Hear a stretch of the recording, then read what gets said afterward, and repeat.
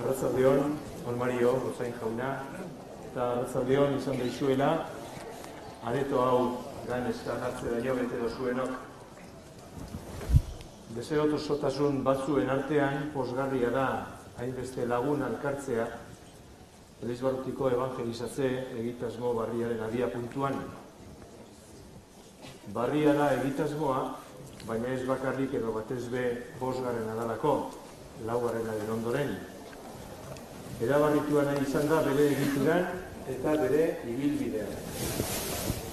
Eta barritasunaren toke hori azpimarratzeko, gaurko eta biharko antolatu izan dira. Eurotan, gure Elizbarrutiaren aukerak eta nobedade batzuk aurkeztu eta landu nahi izan dira. Con el nuevo curso pastoral, la diócesis estrena un renovado plan de evangelización. Y lo hace por medio de estas jornadas que indican también un nuevo modo de iniciar el plan y el curso pastoral.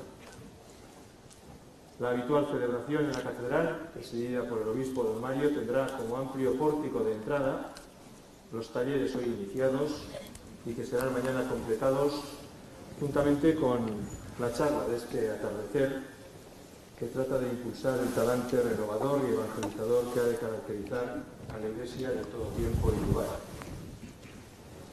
En efecto, en 9 capítulos, en los talleres se trata de presentar y profundizar otros tantos aspectos de la acción pastoral que se consideran fundamentales o estratégicos para la vida de nuestra Iglesia local. En cada uno de ellos podemos detectar seguramente brotes de futuro que alientan nuestra esperanza, junto a elementos que han configurado una etapa y demandan quizá la apertura de otra diferente. Es también muy posible que veamos con mayor claridad aquello que toca a su fin y no acertemos a definir claramente lo que el presente y el futuro pueden estar reclamando.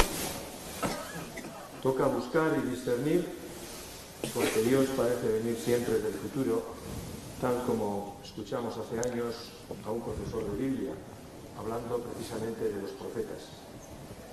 Pues bien, un profesor de Biblia es quien nos acompaña en esta ocasión, y lo hace en el día en que la Iglesia recuerda a San Jerónimo, biblista. Y también, creo que coincidiendo con él, pero en cualquier caso, es también el Día Mundial de la Traducción, de los traductores y traductoras. Y la palabra de Dios, la experiencia de unas comunidades nos ha llegado también gracias a muy buenas traducciones. Recordaba yo hoy en nuestro ámbito el esfuerzo de nuestras diócesis a la hora de traducir los textos litúrgicos y la Biblia, sobre todo después del Concilio Vaticano II. Y recordaba a muchas personas que tomaron parte en esa labor, que en el caso del euskera lo coronaron con un grandísimo acierto y bueno, ya muchos de ellos no están entre nosotros. Como digo, nos acompaña un profesor de Biblia, Francesc Ramírez Darder, cura diocesano de la diócesis de Mallorca, es doctor en teología por la Facultad de Teología de Cataluña, licenciado en Sagrada Escritura por el Pontificio Instituto Bíblico de Roma y en Ciencias Biológicas por la Universitat de les Illes Balears. Es profesor de Antiguo Testamento en el Centre d'Estudis Teològics, se dice así, bueno, y en el Instituto de Ciencias Religiosas de su diócesis. Bueno, eso se puede buscar en internet fácilmente. Bien, ha publicado numerosas obras y comentarios relativos tanto al Antiguo como al Nuevo Testamento. Su último libro lleva por título La comunidad del Amén, identidad y misión del resto de Israel, que es de 2012. Igual la relación con lo que hoy va a comunicar bajo el título Novedad y credibilidad de la propuesta del Evangelio hoy. Y es que hablando del resto de Israel, Francesc tiene presente la situación actual de la Iglesia, o dicho al revés, el hoy de la comunidad cristiana en nuestro ámbito cultural puede ser iluminado por la experiencia bíblica del resto de Israel. Y muestra de ello es una cita que él, de su presentación de este libro, que dice así: El resto de Israel conforma la comunidad capaz de contemplar la historia con los ojos de la fe, para descubrir entre los vericuetos del tiempo y en el hondón del alma la huella de Dios, amigo del ser humano.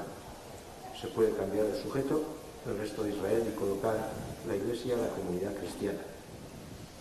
¿No es justamente esa la identidad y misión de la comunidad cristiana? ¿No es ese el objetivo que persigue nuestra diócesis con el plan diocesano de evangelización y con este primer año de discernimiento? Y antes de dar la palabra a nuestro invitado, completo la cita anterior. Un poco más abajo dice lo siguiente. Bajo la mención del Dios del Amén, asoma el empeño del Señor por colmar de sentido la vida del resto de Israel, la comunidad sostenida por Dios. Pero destella también el compromiso del resto de Israel, atento al susurro divino, para iluminar la historia con la luz de la salvación, para que el devenir humano alcance el horizonte de la humanidad muy buena, como afirma el Génesis, abrazada en la fraternidad y acariciada por la ternura. Francesc hablará durante una hora con la gente que estamos y con las incomodidades. Pensábamos que al final no vamos a tener tanto un diálogo cuanto después de la charla. Bueno, pues daremos algún aviso relativo para lo de mañana y terminaremos así. Ahora, Francesc, te toca. Gracias por la presentación tan gentil. Miren, vamos a hablar esta tarde de lo que es el resto de Israel, con un objetivo, que les sirva eso para una iluminación bíblica del proyecto pastoral de la diócesis de Bilbao. Miren, todo proyecto pastoral de cualquier diócesis del mundo tiene siempre ese doble objetivo. Uno, favorecer que los cristianos vivamos una fe con mayor hondura, con el objetivo de plantarla en el mundo que nos toca vivir. Ahora bien, en el plan pastoral de Bilbao dedicamos un año, que es este año, un poco a un discernimiento. Fíjense que este año de discernimiento abarca tres cosas, según yo he leído. Primera, abarca un esfuerzo de profundizar en nuestra vida cristiana como personas y como comunidades. Una cosa. Segunda, pensar cómo podemos acercarnos a lo que son las periferias. ¿Y una periferia qué es? Es aquella persona, aquel ámbito, aquel grupo que busca a Dios o que necesita que alguien le hable de Dios. Y tercera cosa, intentamos una cierta reorganización como comunidad cristiana. Vean, por favor, esos tres puntos. Es como un corazón. Primero se contrae para ahondar en la vivencia de la fe personal y comunitaria, y después se abre para llegar a las periferias y a una nueva organización diocesana. ¿Qué es el resto de Israel? Es el corazón de la comunidad hebrea. ¿Qué es la gente que participa en este sínodo? Lo mismo, es el corazón de la comunidad cristiana que está en Bilbao, que intenta eso. Como un corazón se contrae para ahondar en la fe de uno y de la comunidad, después se distiende para llegar a las periferias y, como iglesia, reorganizarse.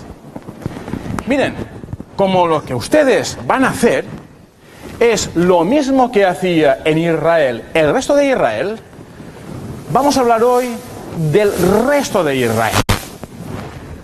Vamos a comenzar haciendo una cosa, explicando un poco antes, brevemente, cuál es el hondón, la idea fundamental del Antiguo Testamento. Miren, Cuando cogemos el Testamento Antiguo, nos cae a todos como un libro lejano, distante, complejo, y ciertamente lo es. Nadie lo duda. Pero todo el Antiguo Testamento entero, miren, cabe en dos frases, en dos. Es como una moneda que tiene una cara con una frase y que tiene una cruz con otra frase. Del Testamento Antiguo, ¿cuál es la cara? Es esta. El Señor liberó a Israel de la esclavitud. Esa es la frase central del Antiguo Testamento. Esa. ¿Quién es Dios? Aquel que liberó, que salvó a Israel de Egipto. Y eso creo que es importante, porque la religión del mundo antiguo, por ejemplo en Mesopotamia, Dios, ¿cómo aparecía? Salen dioses con mazas, con espadas, con fuego, con cuernos, dioses que dan miedo. Noten eso. En un ambiente donde Dios daba miedo, dice la Biblia, mira, el Dios en quien crees es un Dios que libera, que salva, que da sentido a la vida. Decías tú a un hebreo antiguo, oye, ¿y tú en qué Dios crees? Te decía, yo creo en el Dios que libera, aquel que está cerca, que acompaña, que conduce mi vida. Así como Dios liberó a Israel de Egipto, también a mí en la vida me abre un camino. Esa es la cara de la moneda. ¿Cuál es la cruz del Testamento Antiguo? Es su norma moral. ¿Y dónde sale la norma moral? Sale en un libro que conocemos poco, que es el Levítico. ¿Y dónde? En el capítulo 19, versículo 2. Dice, sed santos como vuestro Dios es santo. Observen, la moral que pide el Testamento Antiguo no es una moral de rebajas, es una moral enormemente exigente. Sé santo porque el Dios que te ha liberado es un Dios santo. Y en la Biblia, ¿qué significa ser santo? Nos lo cuenta un libro que también conocemos poco, que es el de los Macabeos. Y dice, imagínate que Dios es como el sol, un sol grande, especialmente brillante. Dios irradia luz por todas partes. Luego dice, mas está el ser humano, dice la Biblia. El ser humano tiene simbólicamente en su interior, en su pecho, como un gran espejo. Es la Biblia.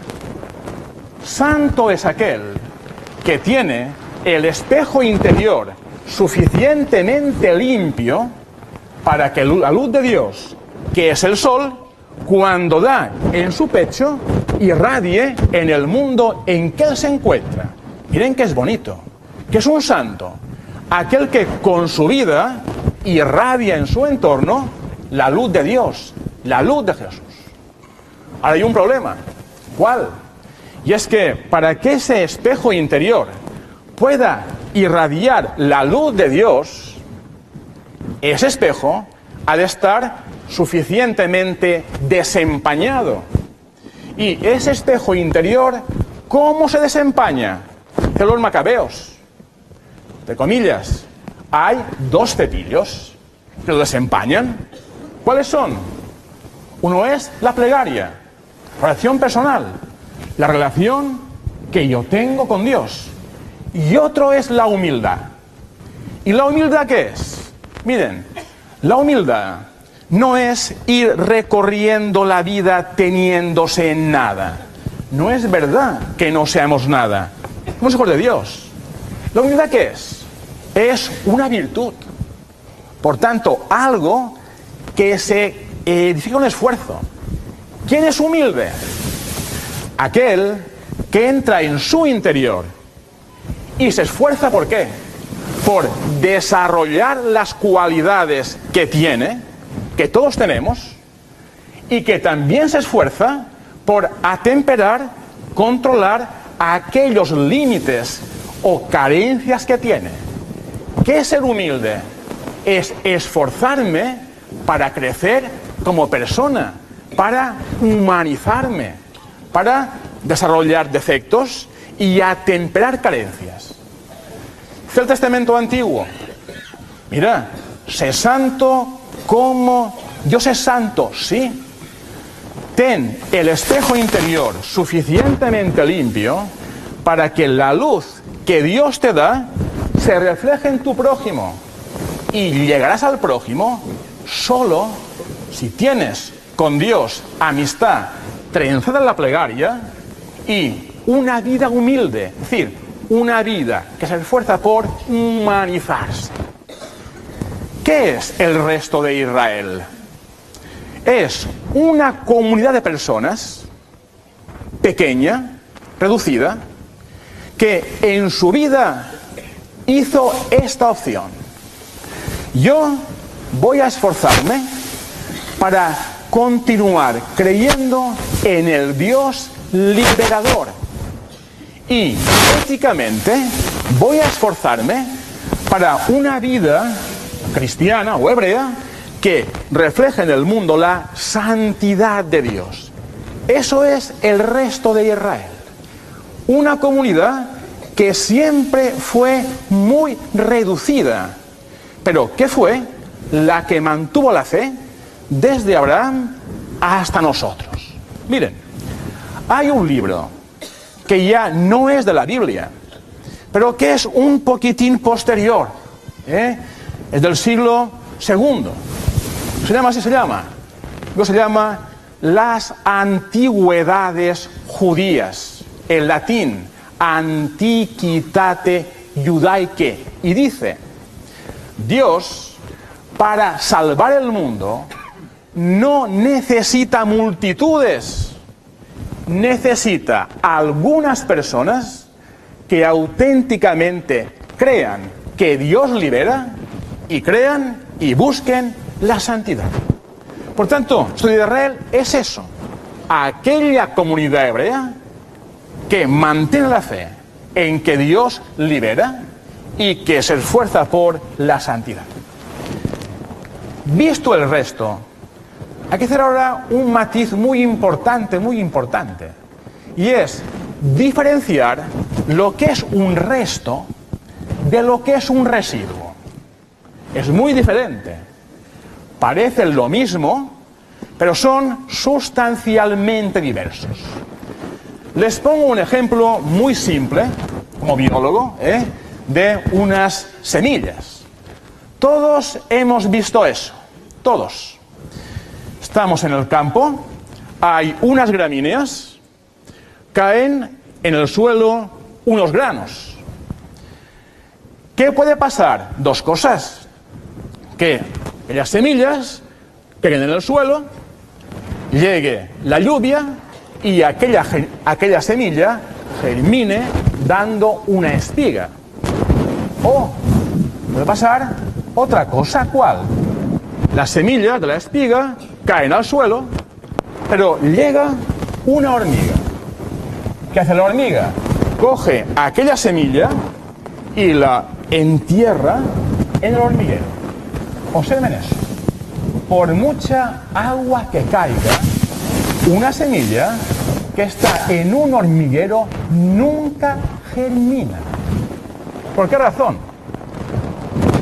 Aquí está la espiga, cae la semilla en tierra, la semilla tiene gluten y germen.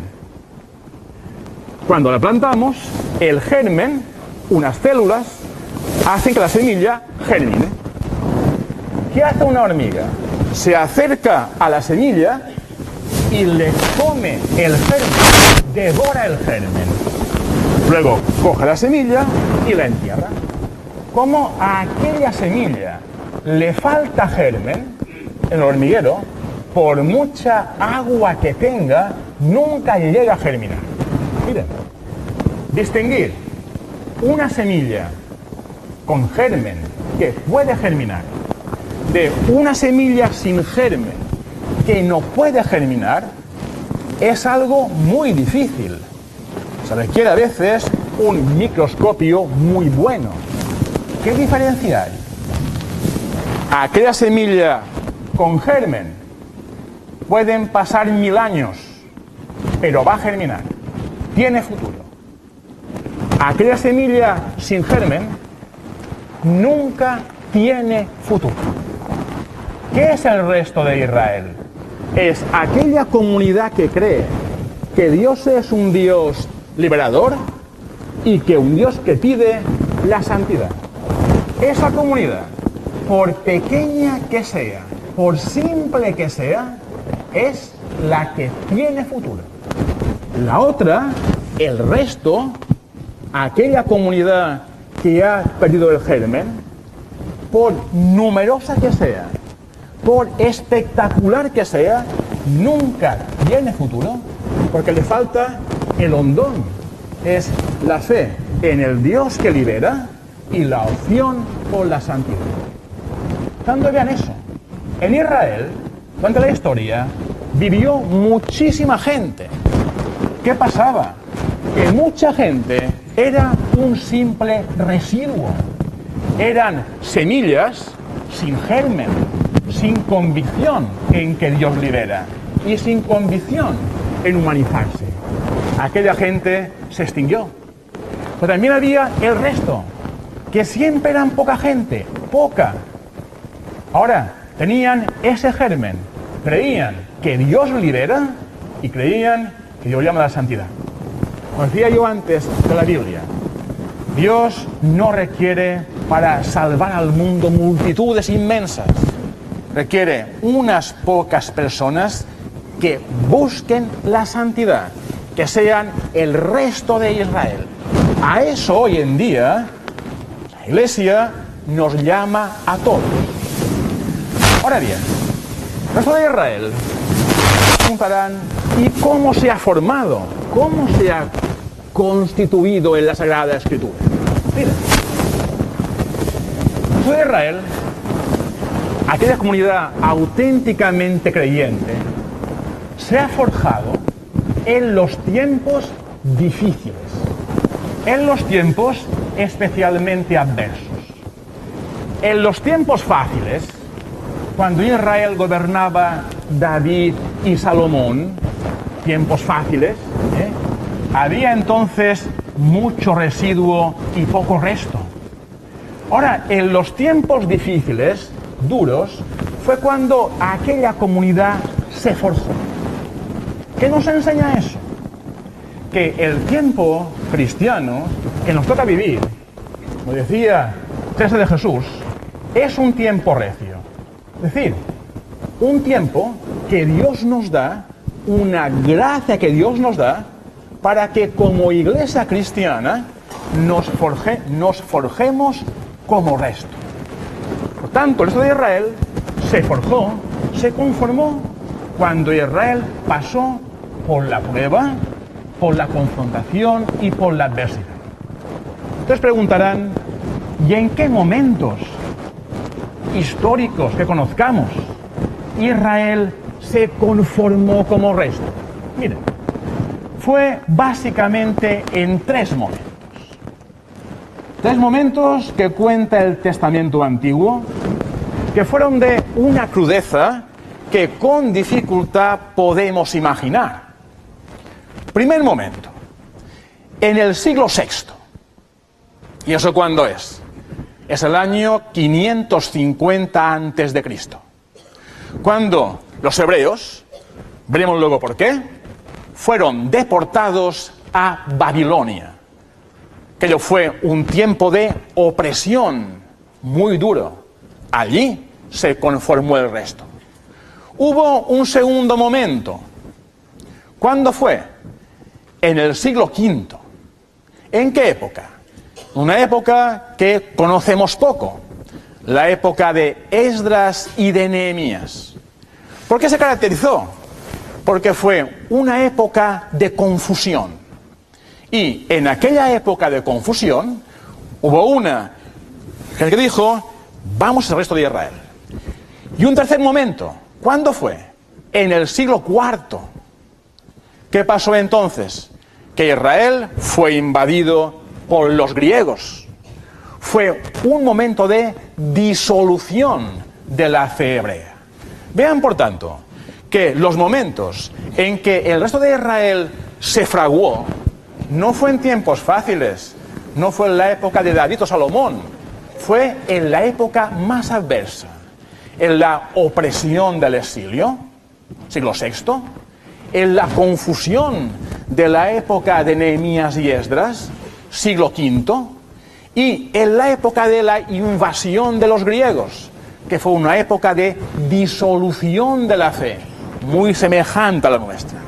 Allí, en aquella adversidad, se forjó el resto de Israel. Por tanto, el tiempo que vivimos aquí en Bilbao y en Mallorca es una ocasión vista con fe que Dios nos da para que como Iglesia dejemos de ser residuos sin futuro para ser lo que hemos de ser, resto de Israel, gente con futuro. ¿Cómo se conformó el resto de Israel en Babilonia? Tiempo de opresión. Miren, imaginen que estamos ahora en Israel. Entonces se llamaba País de Judá. Un país muy pequeño, muy pequeño. Entonces allí pasó lo que pasó. Hubo una guerra mundial y un rey que era Nabucodonosor II, rey de Babilonia. A este rey se le ocurrió conquistar el próximo Oriente Antiguo. ¿Y qué hizo? Aquel rey se fue comiendo los países que se le ponían delante. Se comió Siria y el Líbano. Y también se comió aquel pequeño país de Judá. ¿Y qué hizo? Cuando aquel rey conquistó Judá, se llevó, como era entonces costumbre, un contingente de gente deportada a Babilonia. Babilonia es el país de Irak. Vemos por la televisión cada día, un país muy bello. Entonces, y aquel se llevó a la gente que vivía en Jerusalén, se llevó deportada al país de Babilonia. ¿Cuánta gente se llevó? No sabemos. Pero calculemos en torno a 10.000 personas. Es un contingente importante. ¿Qué pasó? Los hebreos dejan Jerusalén, una ciudad bella, agradable, que conocían, y se van a Babilonia. ¿Qué les pasa ahí? Están ante una sociedad completamente nueva. ¿Y qué sucede? De aquellos 10.000 hemos de poner, sin exagerar, que 9.800, pongo estos números, dejarán la fe judía y se apuntarán a la religiosidad babilónica. ¿Por qué? Era más atractiva, era más brillante, tenía grandes monumentos, los zigurats, tenía grandes escritos, y aquella gente que en Jerusalén vivía la fe más o menos, Babilonia, abandonaron. Miren, ¿cuánta gente quedó que se podía decir este es de religión judía? Miren, muy poca gente. Pongo un ejemplo. Cuando leemos el Testamento Antiguo, verán siempre que la Biblia habla de multitudes, ¿se acuerdan? Dice, de Egipto salieron 600.000 hombres, ¿se acuerdan de eso? Habrá tal... cifras enormes. En cambio, cuando ha de decir cuánta gente quedó en Babilonia que más o menos mantuviera la fe judía, miren, da los nombres de las personas, da los nombres, fulanito, fulanito, menganita, miren, siendo generoso, en torno a 100, la cuarta parte de aquí, en torno a 100, muy poca gente. aquellos dicen, mira, en la fe hebrea quedamos 100 personas. Esto lo pongo yo, pero no exagero las cosas, ¿eh? 100, dicen, mira, ha llegado el momento de o nos tomamos nuestra fe hebrea con profundidad, o a esto nuestro le quedan 5 minutos. ¿Qué hacen? Miren, se reúnen en torno a un personaje un poco destacado. ¿Quién era este hombre? Era un artesano, alguien cualificado, que tenía una cierta relevancia. Y forman en torno a este hombre una pequeña comunidad muy reducida. Este señor tiene un nombre, se llama el profeta del consuelo. Y el profeta, ¿dónde aparece? Si alguna vez leen Isaías, profeta muy bello, sale entre el capítulo 40 y 55. Sale allí. Y aquellos 100 dicen, mira, sí, queremos vivir la fe con hondura. Queremos otra vez recuperar la idea de que nuestro Dios es un Dios que libera. Y queremos también vivir la santidad. Pero necesitamos para eso estructuras. Miren, dice el profeta, mira, si queremos hacer un plan pastoral, entre comillas, para los 100, salvar la fe, hay que ser, primero de todo, conscientes de nuestros límites. Somos 100 personas, en general mayores eran entonces. Vivimos en un país extranjero, no tenemos templo, ni clero, ni fiestas, ni estado, ni nada. Tanto, al querer rehacer nuestra fe, ser además profundamente realistas. No pensar en lo que debería ser, sino en lo que realmente podríamos hacer. Y ¿qué hacen allí aquellos 100? Dicen, mira, es verdad que en Babilonia estamos lejos de Judá y ya no podemos celebrar nuestras grandes fiestas, la Pascua, Pentecostés, lo que sea. Y mirad, pero elijámonos un día a la semana, un día que será el día de nuestra fiesta. Y eligen el sábado. El sábado antes ya existía, pero tenía otro sentido. Yo dirán, elegiremos el sábado como el día de nuestra comunidad, un día que vamos a dedicar, mira, a meditar, a pensar, ¿en qué? En que Dios me libera y en que Dios me pide la santidad. Piense que entonces la Biblia aún no existía, no tenían ellos Antiguo Testamento, Tanto, el sábado, ¿qué hacen? Mira, se dedican a rezar, a pensar, a descansar, a dialogar, a recordar que Dios libera. Después dirán, en Jerusalén teníamos un templo importante donde encontrarnos. Y dirán, aquí no hay templo. ¿Solución? Sí, no hay templo, pero tenemos casas. Por tanto, en lugar de vernos en el templo, vamos a comenzar a vernos en las casas. Y allí comentamos nuestra fe, compartimos con sencillez nuestros bienes, intentamos prestarnos una cierta ayuda. Notan, con el sábado recuperan la relación con Dios, Dios que libera.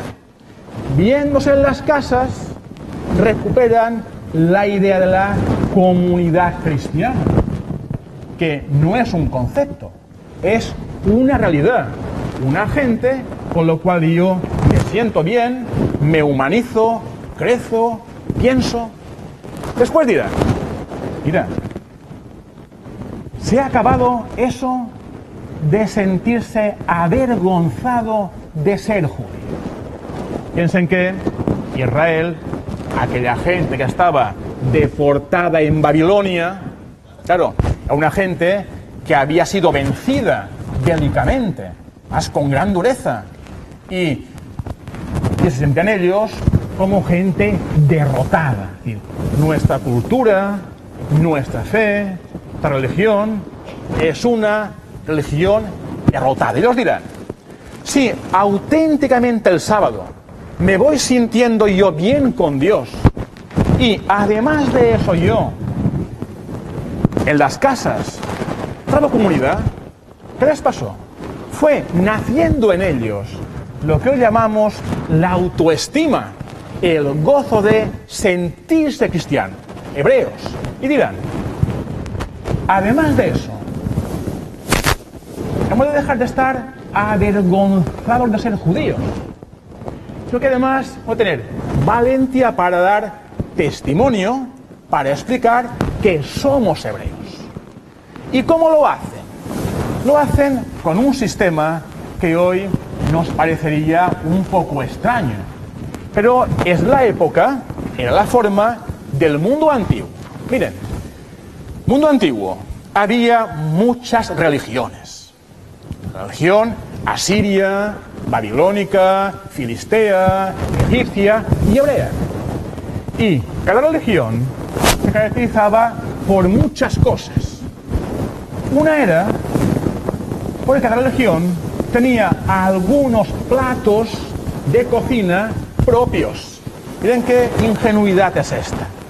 Os dirán, tenemos una cosa, volveremos el sábado y el lunes, por ejemplo, a cocinar como cocina un judío. Es decir, cambian los platos de la cocina. ¿Por qué? Porque era la forma de entonces de decir, mira, yo soy hebreo y yo no me avergüenzo de ser hebreo. Noten, era la forma antigua, entre comillas, de evangelizar, de dar testimonio. Es decir, mira, fíjate, lo que yo como, mis platos, por ejemplo, no como cerdo, por ejemplo, y eso indica que yo soy un hebreo. Entonces aquella comunidad, fíjense bien, que comienza a ganar cuerpo. Ya no son 100 personas que están condenadas a la extinción definitiva. Ya no es un resto, ya no es un residuo, es un resto. ¿Por qué? Porque tiene futuro. ¿Cuál es su futuro? El sábado recupera el contacto con Dios. En las casas, la idea comunitaria. Y cambiando de hábitos culinarios, miren qué sencillo, recupera lo que es la valentía del testimonio de una religión. ¿Qué pasó? Pasó que aquel exilio en Babilonia, hubo un día en que se terminó aquel exilio. Cuenta la historia, en el año 539 a.C., otro rey antiguo, que era Ciro el Grande, conquistó Babilonia. La conquistó. Y permitió a aquellos hebreos que querían otra vez volver a su casa. Y aquella comunidad de 100, el 100 lo pongo yo, me he crecido un poco, en parte decide volver. Toda no, pero en parte sí. ¿Y cómo vuelven? Vuelven en 3 oleadas distintas. Dejemos eso. ¿Y qué hacen? Se instalan junto al templo de Jerusalén. Fuera del templo de Jerusalén, fuera del templo. Pero aquellos 100, dice la Biblia, daban testimonio de la gloria de Dios. ¿Qué significa el lenguaje nuestro? Que la forma en que aquellos 100 vivían daba ganas, daba el interés de los demás hebreos a apuntarse a aquella comunidad. ¿Por qué? Porque en aquella comunidad podían crecer en la relación con Dios, podían crecer en su relación humana y podían crecer en su relación comunitaria. Eso es el resto de Israel. ¿Dónde nació? Nace en un tiempo de opresión, que es el exilio babilónico. ¿Qué pasó después? El resto fue creciendo, creciendo, creciendo, hasta que en el siglo V, en el año 450, surge otro problema, otro tiempo de dificultades. Esa etapa, ¿por qué se caracteriza? Miren, así como en Babilonia aquella gente tuvo opresión, ¿qué pasó en Judá en el siglo IV? Bueno, el siglo V, año 450. Miren, a veces pensamos todos que Israel es un país muy grande. En la historia, Israel, cuando más grande ha sido, es hoy en día. Hoy. Y hoy en día, todo Israel cabe en Badajoz. No en Extremadura, en Badajoz, que es la mitad. En aquel tiempo, el país de Israel, ¿qué era? Miren, una provincia perdida del imperio persa. Y aquel país, como era de grande, miren, tenía de diámetro 14 kilómetros. Tanto es un país de opereta. Ahora, ¿qué le pasó allí? ¿Qué opresión hubo? Miren, fue una época de confusión, que es otra cosa, una época de confusión. Miren, Babilonia había una opresión externa. La fe babilónica diezmaba la fe hebrea. En el año 450 hay una confusión. ¿Qué confusión? Que en Israel vivían los judíos, poca gente, 10.000 personas. Pero además de eso vivían también egipcios, sirios, gente de Libia, mesopotámicos, y la fe se mezclaron la fe, hasta el punto de que no se diferenciaba bien lo que era un hebreo de lo que era un cananeo. Noten eso, Hoy en día eso puede pasarnos.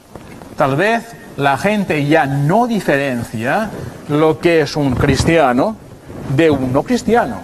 Fue un tiempo de confusión. ¿Qué pasó? Llegaron allí dos personajes, que eran Nehemías y Esdras, y dijeron, mira, voy a hacer una cosa. No nos queda más remedio que hacen una reunión, cuenta la Biblia, se celebró en la Puerta del Agua. ¿Eso qué es? Jerusalén tenía 13 puertas. No era la Puerta del Agua. Por la arqueología del país, la gente que pudo reunirse en la Puerta del Agua, yo lo he visto a eso, es más o menos la mitad de esta sala. Jugamos con poca gente. Dice Nehemías y Esdras, que le dice, mira, dicen, estamos igual que hace 100 años. Nuestra fe se nos ha disuelto, dicen ellos. O otra vez, nos tomamos la fe en serio, o a nuestra fe le quedan 5 minutos. ¿Allí qué hacen? Toman una decisión. ¿Cuál? La de siempre. Ahondar en lo que es el sábado como relación con Dios, ahondar en la reunión en las casas, la comunidad, y ahondar en la identidad judía. Ahora, noten eso. Quedan aquí un pequeño paso adelante. Dicen, Mira, y si en lugar de dar como judíos testimonio no comiendo cerdo, hiciéramos un cierto esfuerzo de acercarnos a la gente que no es judía, ¿notan? Y proponerle la fe de forma discreta. ¿Ven el cambio? Entonces, aquella poca gente, ¿qué es? Es resto de Israel. ¿Por qué? Porque recupera la ilusión en que Dios libera y la convicción de la santidad.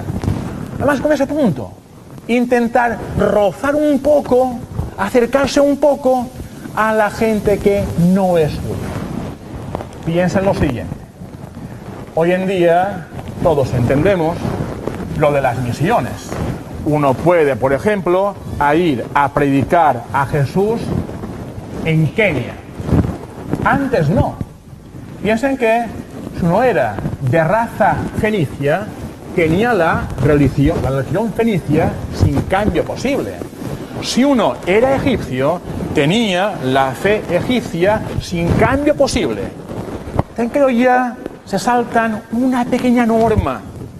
Van a acercarse a la gente que es egipcia o que es fenicia a proponerle un cierto estilo de vida. ¿Qué es este? Un Dios que libera, una cosa, y un Dios que pide la santidad.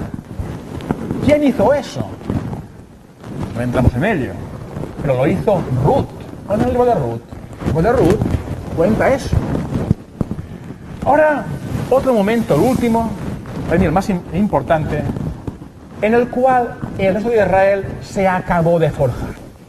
Mire, a mediados del siglo, el año 350 a.C. Para mí, esa época es muy importante porque es muy pareja a lo que es la nuestra. ¿Qué pasa en aquel momento? Recuérdalo. País de Judá, es una provincia llamada Yehud, que depende del imperio persa. Longitud, 14 kilómetros. ¿Qué se vive allí? Mira, aquella reforma consiguió que la población de allí, pongamos 25.000 personas, fuera de corte judío. Iban a la sinagoga, rezaban los sábados, no comían ciertos alimentos, iban al templo. Parecía que todo iba perfectamente bien. Uno decía, lo pongo yo, he ido a Yehud. ¿Y qué he visto? Hombre, he visto una sociedad que vive la fe de una forma intensa. Miren, como Mallorca en los años 50. Intensísimo. Ahora, ¿qué pasó en aquel momento? Miren, llegó a Israel el mundo griego, los turistas, el mundo griego. ¿Qué pasa allí? Dijo la gente, mira, yo hablo hebreo. ¿Y quién hoy en día habla hebreo? 20.000 personas. Los griegos hablan griego, que es la lengua universal. ¿Sabes griego? Puedes ir de Grecia a la India. Dicen, los griegos tienen una cosa llamada medicina. ¿Qué? Vas al médico, te puedes curar. ¿Los judíos tenían medicina? Sí. ¿Pero qué hacía un médico judío? Rezaba por el enfermo. Rezar es muy bueno, pero no lo resuelve todo. Entonces, claro, ¿qué traían los griegos? Una gran cultura. Platón, Aristóteles, el teatro. Bueno, la gente quedó ante el mundo griego completamente obnubilada, Decían, eso es el progreso. Nuestra fe judía es una fe anticuada. Hablamos hebreo y no lo entiende nadie. No tenemos cultura universal. Nuestra fe, ¿qué es eso de un templo con un único Dios? lo suyo es el mundo griego, 200 dioses. ¿Qué pasa? De aquella gente que vivía la fe teóricamente de forma tan ordenada, digan, hubo una auténtica disolución de la fe judía. Una disolución. Miren, ese periodo de la historia antigua lo conocemos sobre todo por la arqueología, que es dar los datos.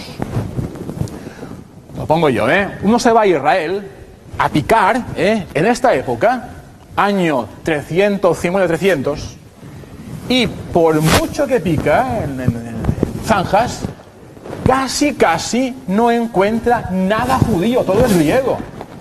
Significa que la fe judía literalmente se desplomó, se disolvió, casi desaparece. Entonces, para mí allí acontece, en mi opinión, lo más importante. Miren, una poca gente, miren, muy poca gente. Esta vez la Biblia no da ni los nombres, pero como habla en singular, son pocos, dicen ellos, mira, no nos queda más alternativa, dijeron, ellos debieron decir, antes creíamos que éramos un pueblo profundamente religioso.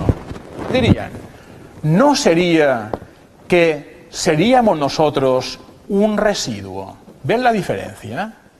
Que cuando ha llegado el mundo griego, todo se disuelve. Y dirán, mira, no queda más remedio que lo siguiente.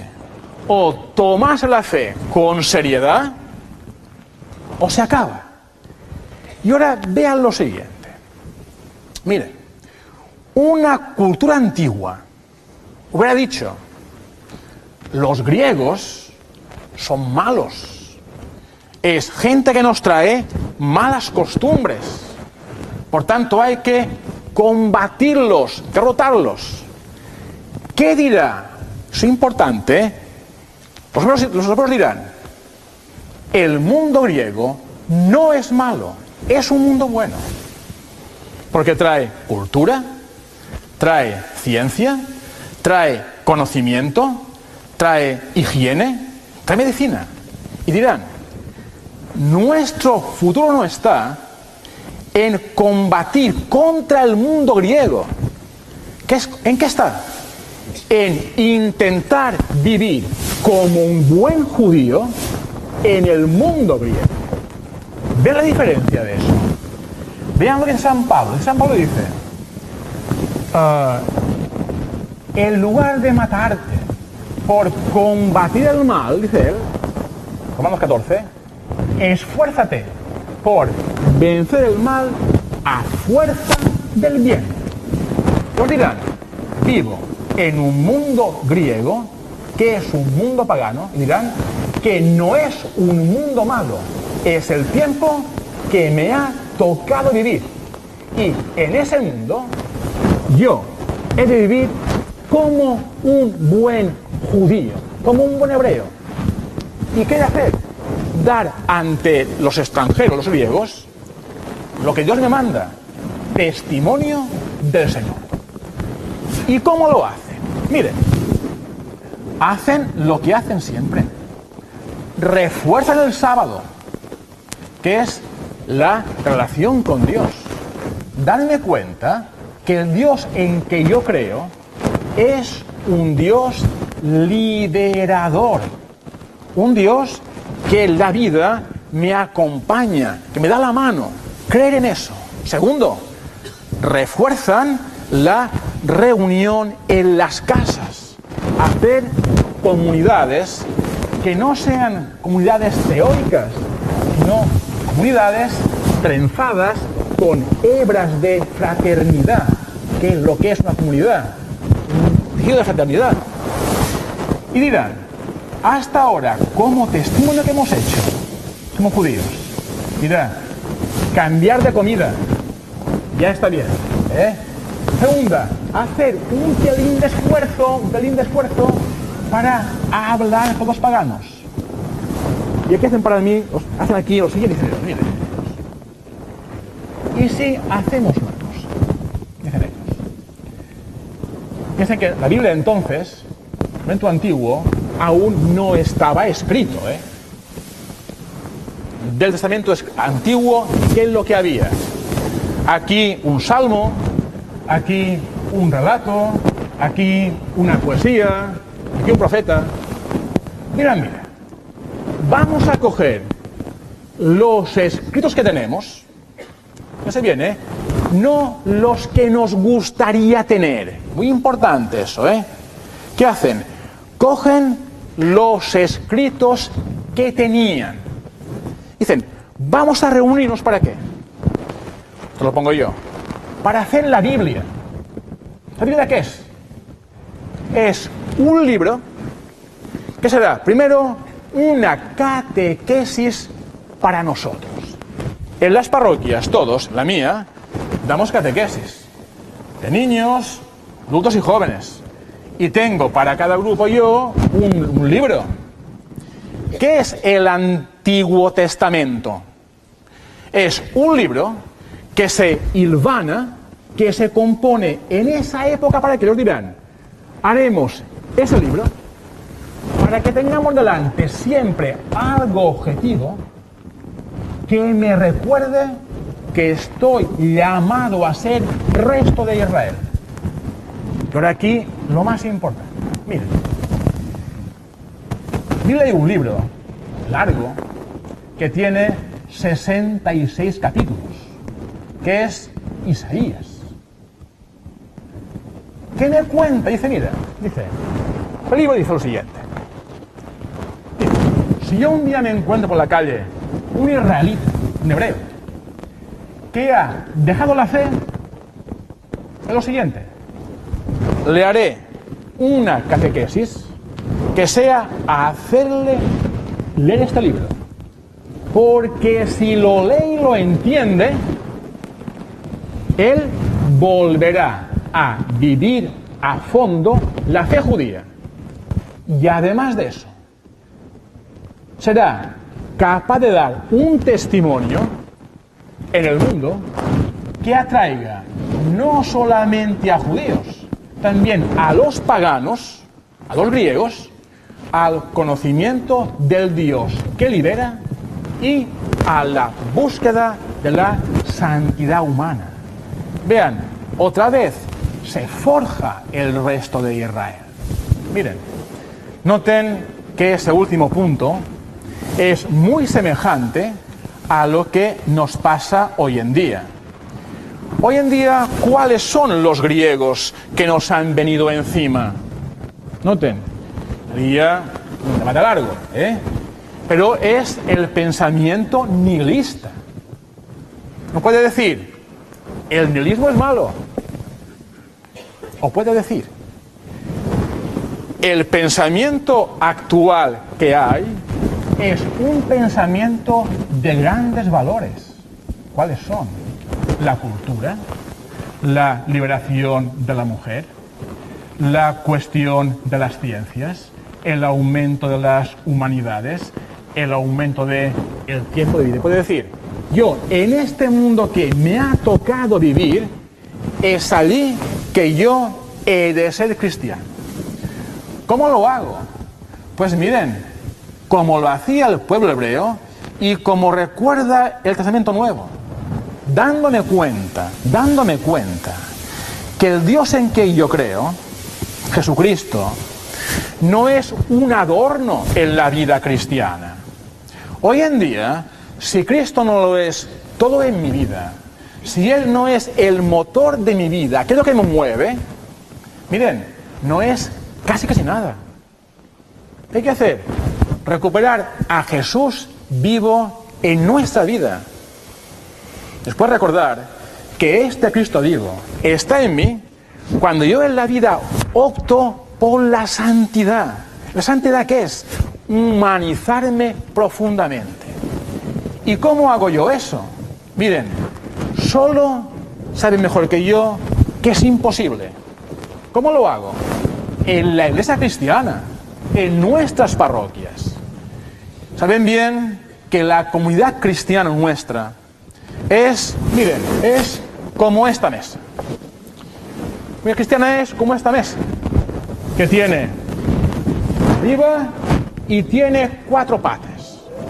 La vida cristiana se fundamenta en 4 patas. Y si falla una, todo cae. Miren, como comunidad cristiana, ¿cómo puedo ser yo un resto? Miren, fortificando esta pata. ¿Esta pata qué es? Es la celebración de la Eucaristía, los sacramentos. Celebración auténticamente vivida. Miren, la misa no es una conferencia, es un ámbito en el cual yo voy a encontrarme con gente que me quiera para yo crecer en la fe y en la convicción cristiana. Tanto, una liturgia que sea auténticamente viva. ¿La liturgia viva qué es? No aquella que es bonita solamente, sino aquella que me motiva a la hondura de la fe. Segunda pata de la Iglesia es lo que es la catequesis. Recuerden, la palabra catequesis viene del latín, significa repetir a alguien en el oído lo que ya sabe. ¿Qué es una buena catequesis? Mi opinión. Miren, aquella que, arraigada en la Sagrada Escritura, muy importante, la Sagrada Escritura, proyecta mi vida en el mundo que me toca vivir. Si no, es catecismo antiguo. ¿Qué es la catequesis? Aquella enseñanza arraigada en el Evangelio que motiva mi vida a vivir el Evangelio en el mundo.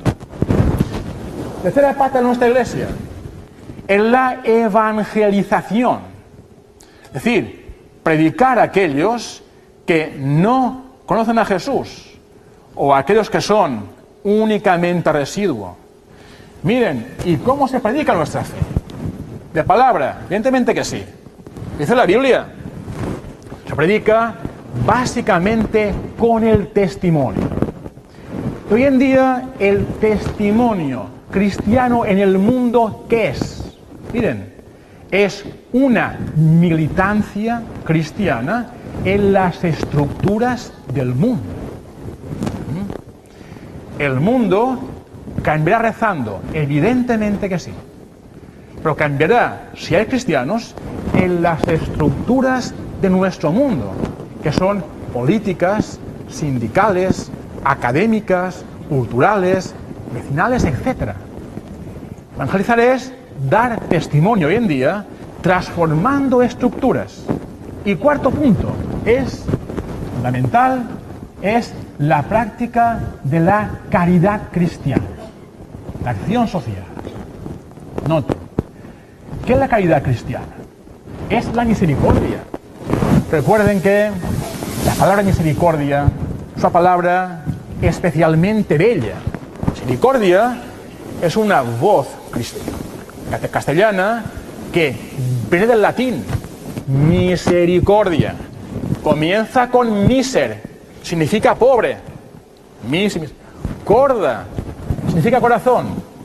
Y día que es dar. ¿Quién es misericordioso? Aquel que se da a sí mismo para calmar la pobreza del corazón de su hermano. No únicamente dar de comer, sino dar de comer haciendo personas que humanamente se desarrollen. Miren, hoy en día, en ese plan de pastoral, pensemos que estamos en un momento clave de nuestra Iglesia. Es un momento de auténtica forja, de ser resto. De nosotros depende que en el futuro pueda haber Iglesia. Y la habrá si somos realmente germen, gente convencida que Cristo está a mi lado y que me llama a la santidad. Pidámoslo al Señor a eso con convicción. Hasta aquí.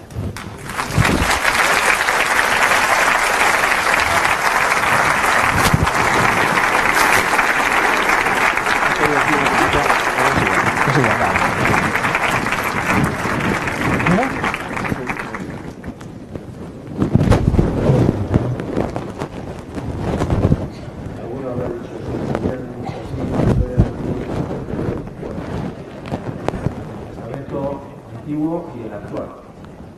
Bien, como decíamos, terminamos aquí. Muchas gracias por esta reflexión, que seguro que tendrá eco en los diferentes talleres mañana, porque yo ya mañana, bueno, pues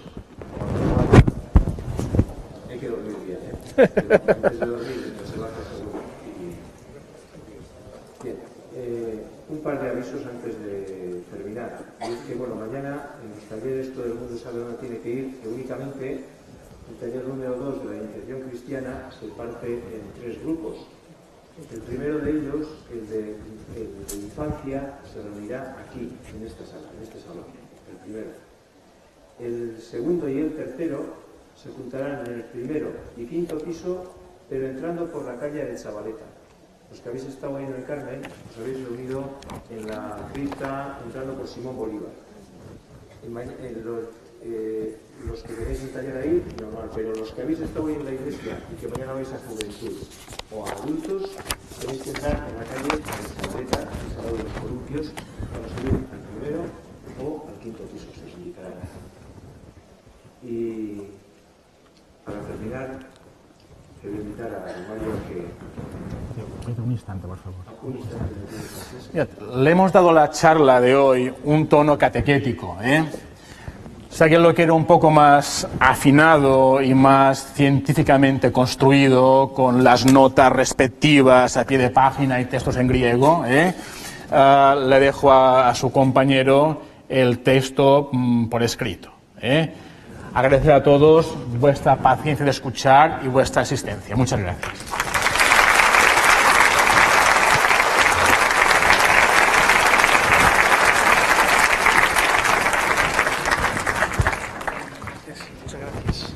Por favor.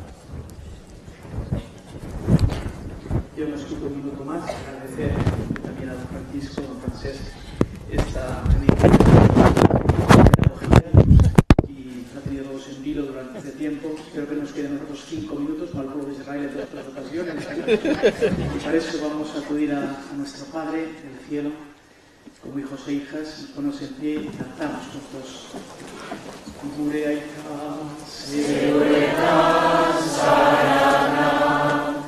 Santo y Sambeli Surei Sena, Edorbeli Sure Reinua, Elimeli Sure Naya, Serwan Besela Lure Ambere, Emoi Usua, Eunoneta Povia, Alcature Sorra, Deuvere Pure Sordunai, Alcatzen Gauzegun Eskero, Ela ez guten taldia eroan, Baina Taragadizus Gazeri. Y recibimos la bendición del Señor. Que el Señor esté con vosotros. Predikatu zaiezela jangoiko al guztidunak, aitak eta semeak eta Espíritu Santuak. Es Gabón, que regreséis con bien a vuestras casas y tenemos todavía 2 días para celebrar y para iniciar el curso con fuerza y con ganas. Eskerrik asko, y arte.